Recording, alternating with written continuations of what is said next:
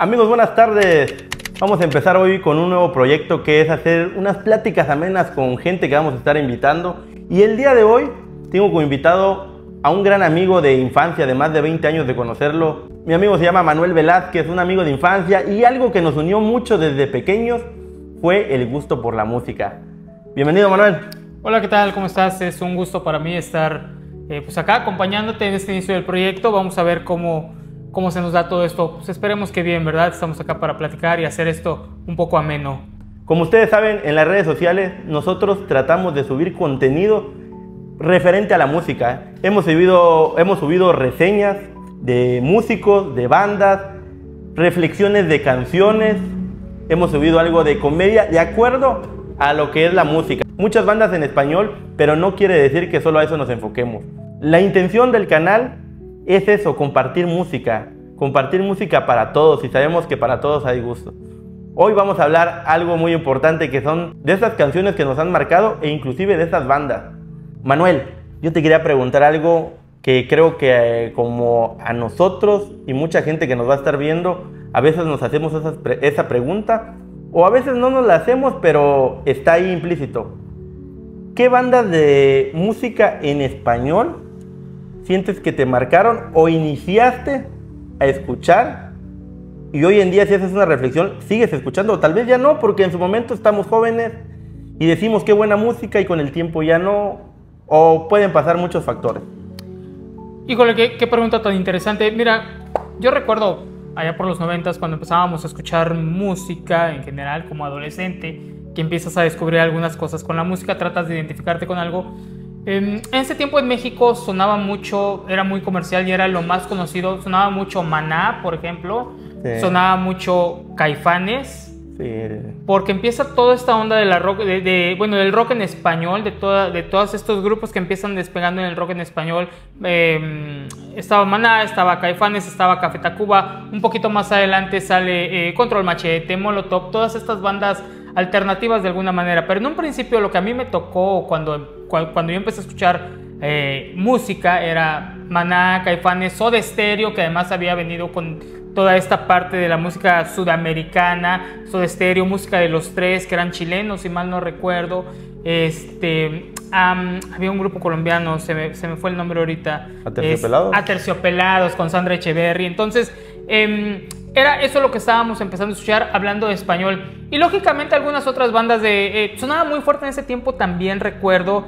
Héroes del Silencio, que para mí no eran una banda que me atrajera de algún modo. Me gustaba más Soda Stereo, pero también eran muy famosos. Mecano también estaba saliendo, ya estaba terminando, creo, por allá de los 90s, de ser como agrupación como tal. Creo que ya estaban a punto de separarse, pero que también tenían pues canciones que en su momento pues estaban bien, ¿no? Bueno, a mí me gustaban, no es como tanto rock como tal, pero bueno, era algo de lo que nos marcaba en la música en español en ese tiempo. ¿Estamos hablando de qué edad?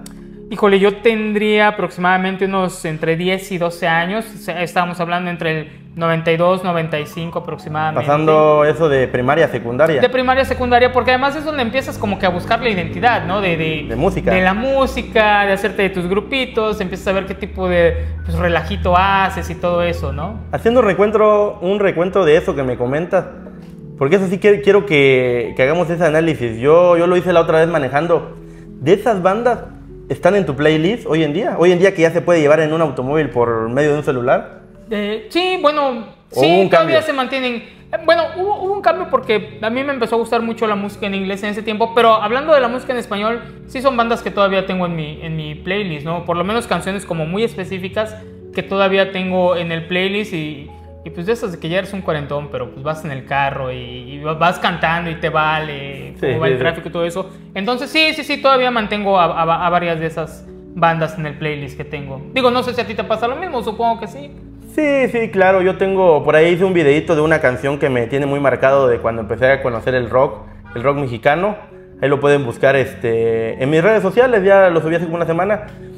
Pero sí identifico que parte de ahí, como dices tú, de esa edad creo que todos buscamos, los 12, 13, una identidad tanto musical como en la adolescencia para ver nuestro estilo, a qué le giramos, pero algo que nos define es la música, algo que nos define. Sí, digo, la música forma parte porque queramos o no, también de alguna manera le ponemos a todos esos recuerdos, ese soundtrack de vida, ¿no? Que uno dice, bueno, esto va a ser lo que ha marcado mi juventud, o estas partes que cuando uno tiene ciertos golpes de añoranza o de nostalgia, escuchas una canción determinada y dices, ay, pues sí, recuerdo cuando iba a la secundaria, o recuerdas las experiencias que tenías con los amigos, la cuestión del primer amor, o sea, todo este tipo de cosas que en esa parte de la adolescencia, pues de alguna manera te van definiendo, ¿no? Y que hasta ahora, cuando tienes ese tipo, cuando escuchas estas canciones, pues te pega ese recuerdo, ¿no? Ese flashback, como le dicen ahora, ¿no? Pero, pues sí es interesante.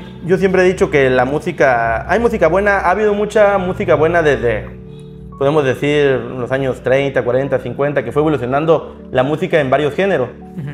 Y siempre va a haber gente que va a decir, no, es que lo mío es mejor, lo mío fue mejor, porque siempre he dicho que la música, pues es algo generacional. Sí. Y sí, claro, sí. yo puedo ver mis bandas y digo a las bandas de hoy, no, es que lo de antes.